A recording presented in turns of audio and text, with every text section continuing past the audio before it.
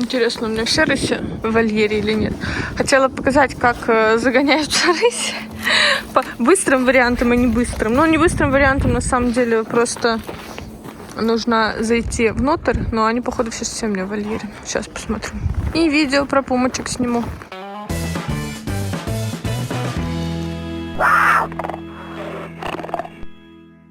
Они как раз ко мне подбежали. В общем, не быстрый вариант. Это я просто захожу и сижу долго в вольере. И жду, пока они все зайдут. Рано или поздно они заходят. А есть более быстрый вариант. Взять метелку. Кот, давай. Ну, кот на метелку пока не приучен. Кота я просто возьму, занесу. А вот с девочками обычно работает неплохо. Просто показываю метелку и все. Если что, никогда в жизни рыси у меня физически не наказывались. Я не знаю, что за магию имеют метелки и... Как они еще называются? Веники? Ты что остался? Пойдем. Давай тоже сейчас его возьму на ручки. Тяжеленный какой кот. Кот тяжеленный.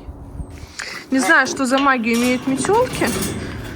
Но почему-то все коты на них реагируют, многие. Потому что, ну, как бы мне видно, что рыси у меня не запуганная, ничего. Вот, все, всех закрыла. Вот так. Магическая метелка. Просто заходит и все. Ханна раньше возмущалась, она пыталась драться с метелкой. Но потом поняла, что как бы она по ней бьет и ничего не происходит. И стала тоже заходить. И это при том, что как бы, ну, по моим рысям прям очень видно, что они вообще не зажатые, что там, ну, никогда на них там в жизни ни руку, ничего вообще не поднималось. За все время, что у меня есть рыси, максимум, что я сделала, ну, неприятного по отношению к ним, это когда Ханна была котенком, могла взять ее за шкирку и прижать к полу, когда воспитательные меры. И один раз, когда Ханна на человека прыгнула, в прогулке. И я ее просто за лапы оттащила. Это прям вообще максимум, что было. Никогда не было, что потом ударила, что-то такое. Но вот с метелками почему-то такое отношение. Так, сейчас расскажу про пумку историю. Вообще, даже те, кто смотрит постоянно, многие путаются в животных. И пишут большое спасибо, что начала эту рубрику отдельно с рассказом о том, кто как появился. Ну и плюс новеньким вообще непонятно, что здесь происходит. Что за зоопарк, хотя это не зоопарк. И большинство людей, которые ко мне приходят, там, например, гости какие-то там, да, или соседи, и спрашивают, типа, а у вас зоопарк? Я говорю, нет, не зоопарк. Они такие, а как? Я говорю, ну, просто мои животные, как бы, как? То есть, ну, зоопарк — это совсем другое. Я не могу сказать, что я там против зоопарков сильно. Зоопарки зоопарком рознь. Я видела очень хорошие зоопарки, поэтому прям говорить, что я против, нет, я не буду. Но у меня все-таки не зоопарк. Зоопарк — это немножко другая организация, которая предполагает плату за вход, разные другие моменты. Я к этому не хочу иметь отношения. Просто не хочу делать посещения и все такое. Просто гости, просто друзья, просто соседи, да, окей. Итак, Пумочкин. Начнем историю с этого прекрасного малыша, который уже вымахал. Ой, да, господи, ты что ободрал-то себе, а? Или Налка тебе? Или Нала тебе? Или Мара? Кто тебя покусал-то за ухо? Все могут. Начнем историю с Пумочки. Ну, Пумыч, он появился не совсем у меня. Он появился у моего первого мужа. На тот момент, когда он появился, мы с моим первым мужем уже не жили вместе. И пумы — это не те животные, которые я бы себе когда-либо завела. То есть у меня были мечты о крупной кошке, но это совсем другие кошки. Это была не пума. И, ну, вот так получилось, что когда мы уже не жили вместе с моим первым мужем, он завел себе котенка Пумы. Я честно могу сказать, что тот период на канале, который происходил, я не смотрела ролики. Я живой человек, у меня есть эмоции и так далее, я не смотрела ролики. И что происходило с Пумой, я, если честно, не знаю. И как он рос, я тоже особо не знаю. И до сих пор я эти ролики не пересмотрела, ну, потому что мне это тяжело, и я вообще не хочу это смотреть. Вот, ко мне он уже попал после операции с жутким переломом ноги, то, что у него там было очень сильный перелом, что пришлось ставить конструкцию, то есть у него там штифт стоял, который я уже потом наблюдала, возила его на рентген, и на всем мы следили, как все развивается, и было принято решение ничего у него из ноги не убирать. Не штифт, боже, это называется как-то по-другому, какая-то пластина. Пластина, в общем, у него там стоит. У него до сих пор это железяка в ноге, но так как он был тогда еще очень маленьким, сейчас он вырос уже больше, чем в 10 раз с того момента, то есть ему это никак не мешает, живет себе прекрасно и ничего. То есть, ну, такая произошла ситуация, что, да, он появился у меня не совсем по моей воле, но тогда оставить маленького котенка, как бы непонятно где, непонятно что, непонятно кому, я тоже не могла, и я его тогда забрала на съемную квартиру. Боже мой, я сейчас как вспомню, я жила с Пумой на съемной квартире, представляете? Это же просто жесть какая-то. На самом деле из-за этого очень много проблем у него пошло, в том числе я его не приучала к прогулкам, потому что я не хотела лишних проблем с соседями, чтобы там выходить. Я сейчас, когда смотрю на людей, которые там выкладывают ролики провокационные, там специально гуляют там по Москве, для меня это такой ужас. Я думаю, боже мой, я то есть, как бы настолько не хотела конфликтов и вообще, то есть даже старалась лишний раз не выходить. Да, лишний раз не выходить с ним, чтобы, ну, не отсвечивать. И так, то, что он по ночам топотунил постоянно и что-то двигал, это и так были проблемы с соседями. Так вот, он появился, и он был очень непростой. Пумыч — это вообще моя просто боль. Это для меня самое сложное животное. И сколько боли физически и морально причинил он мне кажется, мне никто не причинял из животных. Потому что этот котенок был с очень сложным характером. Я не знаю, почему у него так сложилось, но он просто на все кидался. То есть с ним невозможно было, то есть если с Ханной, там, когда ее растила, с Сумкой, с ними можно было как-то решать конфликты, ну вот именно решать, то есть просто подходить и там погладить, еще, ну там или успокоить, или просто отойти в сторону, то помощь на любое, просто даже грубое там слово, когда пытаешься его как-то прижать, что-то еще, он просто кидался, швырялся и грызся. То есть то, что, по идее, Пумы, как я общалась со многими специалистами, что вообще с этим делать, многие мне говорили, что просто в этом возрасте такого быть не должно, то, что у него какая-то жуткая агрессия, то, ну, в этом возрасте они очень привязаны к человеку, ко всему.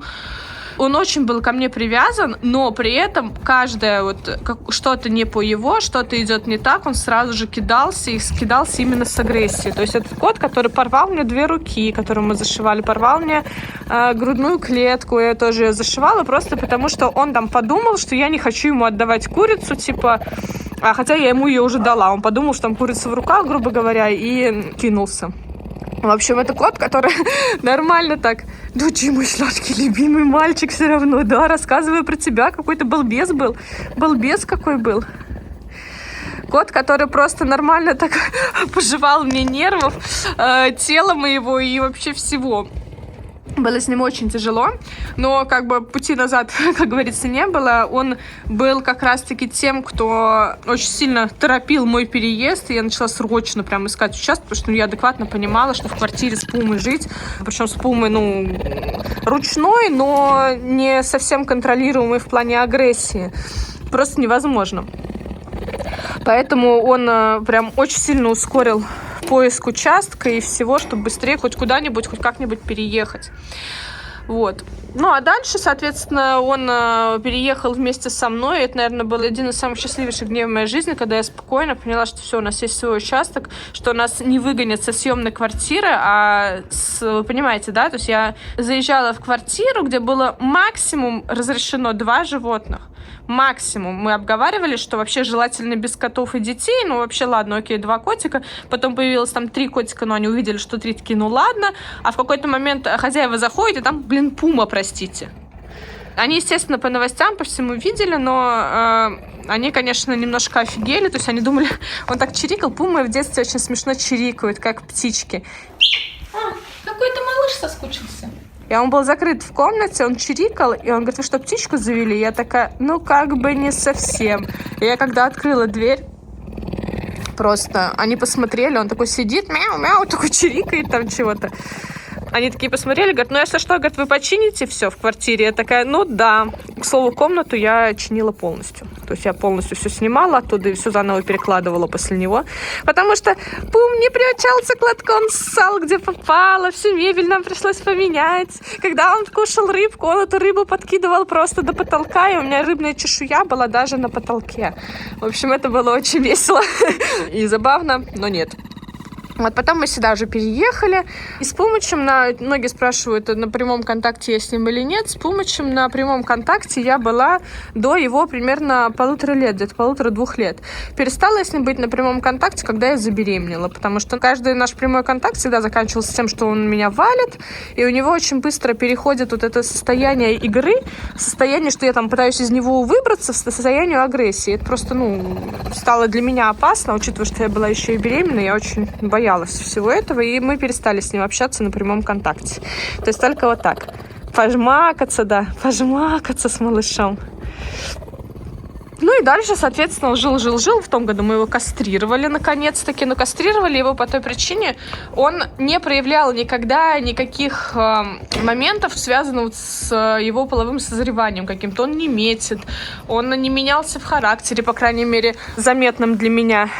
Вон кто, мне кажется, ему пообгрызал уши. Не менялся в характере заметным для меня. То есть никаких таких проявлений, как, например, там у рыси в течку или в гон там у самцов, я не видела. Но, тем не менее, мы его кастрировали, потому что появилась вот эта принцесса. Нала. Налочка. Иди, мой сладкий. Налочка. Налушечка. А это что у тебя тут за сладкуны лежат? Чики сладкие. Пузяка. Здрасте. Мордасти. Тоже девочка уже почти очистилась, чуть-чуть совсем осталось на носике. Сразу быстро процесс пошел, как прикорм брала. Видимо, все-таки реакция на него была. Скоро им все уже интересно будет, захотят вылазить, уже смотрят такие, что там происходит. Ой. Бутуз. Уже смотрит, что там происходит, выглядывает. Тебя тоже почесать, принцесска? По цвету глазок еще непонятно. Они сейчас у них у всех голубые, то есть это примерно в месяц будет понятно, когда должен будет меняться цвет глаз. Все котята рождаются с голубыми глазами, а вот останутся они голубыми или будут разноцветными или желтыми. Это вот только где-то в месяц-полтора будет понятно.